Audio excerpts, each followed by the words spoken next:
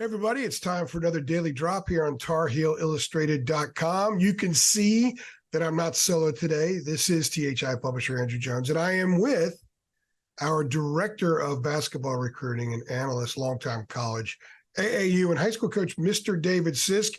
And when David's on here, you know we're talking hoops, and there was news this week around North Carolina basketball. That is the subject of today's drop. Before we continue on, quick reminder, this show is sponsored by Underdog Fantasy. We'll have a little something for you coming up here in the show from Underdog Fantasy. So, David, we learned that North Carolina has hired TJ Beisner. He was the director of player personnel at Kentucky. He's not hired as director of player personnel at North Carolina. They already have someone in that post. But what he's going to do is he's going to lead the UNC basketball collective NIL program. So kind of you dug into this. You found out a lot here in the last couple of days about what the role here is going to be. So why don't you just kind of take it from there? Well, first, I think we got to go back and look at TJ's history, basically his bio, I guess you could say, a quick summary of that. And he was actually in the media world, the sports media world, before he became involved in this. I think he was ran CoachCal.com, and then he was got on at EK. He was running digital media group there, and then ended up in, like you said, inside a basketball program. But what you've got to understand about him is it makes it sound out front like, well, he really wasn't involved inside the program with the daily workings, but he was. And that was one thing about him, is that what he did went above and beyond the job description. Talking to individuals that know him well there, and you got to remember, I cover Kentucky too with Cats Illustrated, and it was well known that the reputation that he had with the players there, and the relationships, I guess I should say. If a player got whatever, mad about their playing time, they were aggravated about something, they were homesick. Most of these guys, the first player they went to was the first individual they went to was TJ Beisner, not one of the assistant coaches. And obviously if there were NIL situations, they went to him. But, even when a recruit came in, usually the first guy there when they came in with his hand out to shake hands was TJ Beisner. Was very hands-on, and basically wore a lot of capes outside of his job description, like I said, which led to some things that Kentucky basically doing a lot more than what he got paid for. And I think that was one thing. Between that, having a son in North Carolina and Wilmington area, and you got to remember, he was so married to his job. I think he'll be the first to tell you that he kind of missed some things, like all coaches do. Missed some things growing up, some football games, some baseball games, things like that. So if I'm not mistaken, I think his son's in the Wilmington area.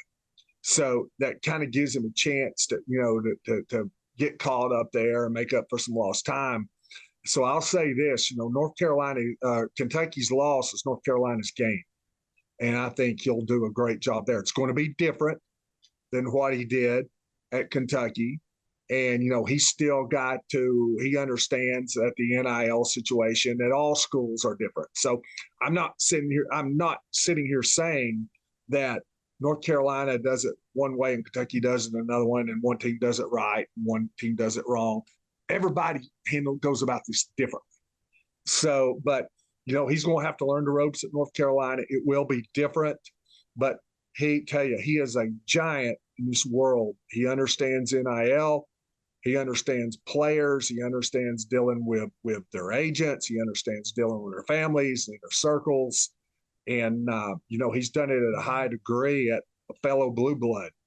So, like I said, it made total sense for him to come in at North Carolina, for them to bring him in this career field, in this situation.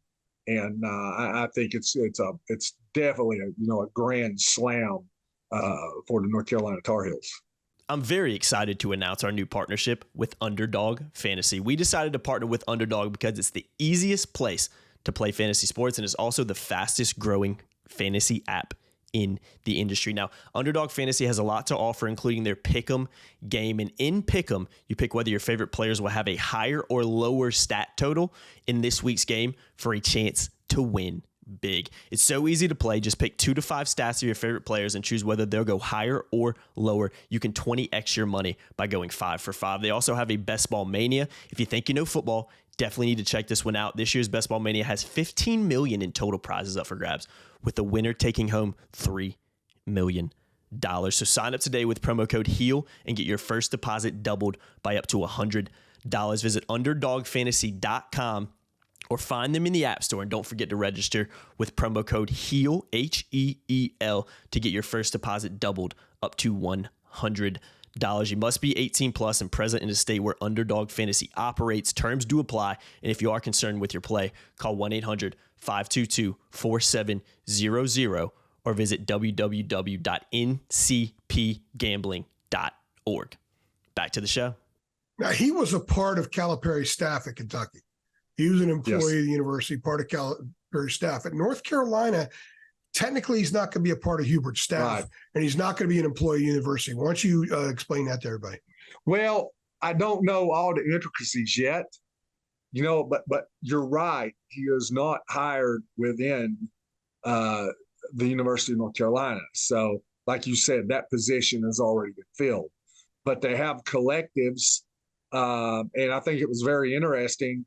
And we'll see how the collectives go. I don't know if I asked you yesterday, which would have been Tuesday, if you saw Lindsey Graham's proposed legislation that he wants basically collectives abolished and would give the NCAA, and I'm sure that's a hot button topic right now with North Carolina fans, just basically giving the NCAA full judicial powers, to sue, let me dive in real quickly. and all that. Clearly, Lindsey is not paying attention, by the way. Well, he has not been paying attention. And truly, Lindsey Graham's not running for office in North Carolina either. So, yeah, who knows? True. He may be a South Carolina fan. This may be his way to get revenge from the other Saturday night. That's the best way I can figure it out. So, it's done differently. And like I said, he's got to figure out all the ins and outs. But I'm going to tell you, he has NIL experience, and that's what he's been doing. So it's not like you have to bring somebody out from another career field who doesn't know anything about this. Yeah. You're bringing somebody in who's had experience, but like we said, he's not inside the program like he was at Kentucky.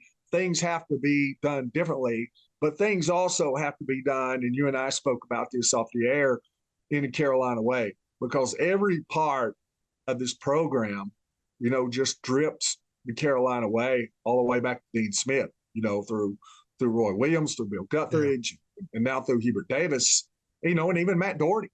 He played at North Carolina, so you can't leave him out of that. So, they know what they want to do, but, with NIL, but it's a certain way to do it. You would say, well, what might that be? I don't think they want it to, and in fact, I know this, they don't want this to be a pay-for-play. Where they're just, hey, come in and you recruit a guy. Hey, if you come here, you're going to make $800,000. And a lot of schools do that. And North Carolina does it. I know this for a fact. I spoke with a North Carolina coach about a year and a half ago. And I asked a question, probably a pretty dumb question at that time. How much does so-and-so make on NIL? And he looked at me and said, I have no clue. If coaches get involved with NIL, it's a violation. And so I'll say this, if there is down the road, once NIL is finally legislated, straightened out, if somebody comes back, looking for scalps for these programs to see who violated NIL, I don't think the North Carolina basketball program will be one of them because, they have really watched their P's and Q's on how they've gone about this. Maybe you can't answer this question. Maybe you can. My understanding is that there will be a working relationship with Hubert. Yes. So Hubert, coaches can't have anything to do with NIL. So how would that working relationship go? I think the big thing is that they do this the way that the coaching staff wants it done. From what I understand, and I'm not with this, but there's other programs that I think handle it the way North Carolina does. I'll give you an example. I'll tell you a story maybe nobody knows and have not heard about. But there's an SEC coach who had a recruit come in, got signed, was coming in before his freshman year, and he got a huge NIL endorsement, 6 figures, huge endorsement. And when the coach found out about this, he went ballistic, threatened to shut the NIL down, the collective down over it. And his part was, he said, the way we go about it, I have no problem with players collecting NIL, but I want them to have worn that jersey and to have blood, sweat, and tears in this program and basically blood in the ground here before they make a dime. I don't want some kid that's never been on campus making more money than anybody else in this program that is invested. And I would think, I can't say that's the case for North Carolina to that degree, but what I am saying is this: that coach was very invested the way that collective, particularly collective, went about things. The way, there was a structure there. So I think that's the case here to a degree, maybe more, maybe less. I think even maybe more, that there is a structure of how things are done. Hey, we're not involved. We're not overseeing this NIL. We're not involved in this anyway with how much money they get. But we feel like these need to be the parameters, to do it with student athletes at a learning institution, at a university, not pros. It's not free agency. We're not offering a guy 5 years, $35 million, and part ownership in the franchise when he retires. We're not doing any of that. So I think that there's a way that they want this done. Well, that makes sense because the collective is essentially a part of the program now. So we're talking program culture. And if you have a bad collective, that's reflective of the program. They go hand in hand. Yes. So you would want your collective to operate in the same manner the rest of the program does, because that's the culture. If there's a giant inconsistency there, you're not going to have the kind of culture that you desire and need in order to be successful. And let me say this too. One of the stupidest things I've ever heard, and we're talking, like I said, we're back to the NCAA now, and Carolina fans have probably heard a lot of dumb things from the NCAA the last few days. One of the dumbest things I ever heard was when it first came out, NIL came out, and they said NIL will not be pay to play. And I said, that is the dumbest thing I've ever heard. You're telling me that there's just not going to be any difference in what the 13th scholarship guy gets, who plays 8 minutes a year, and what your All-American that's going to be a first-round draft pick is going to get. Obviously, I don't care if it is the cleanest program in the country. That's the way it's going to work. Of course, NIL, that's free enterprise. When you advertise, you want somebody out there being the face of your company. If you're one of these businesses, that's somebody, they know who they are. You're not going to get somebody to advertise your company that nobody knows. So, I just thought that was dumb. So you're really kind of put in a box where, no, it's not pay to play, but yes, it is.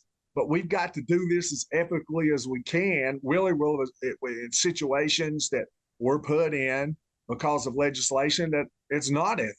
So, it's a catch-22, and you have to be careful. And I think that gives you even more of a reason, if you're Hubert Davis, to make sure this thing is done, just as judiciously as possible.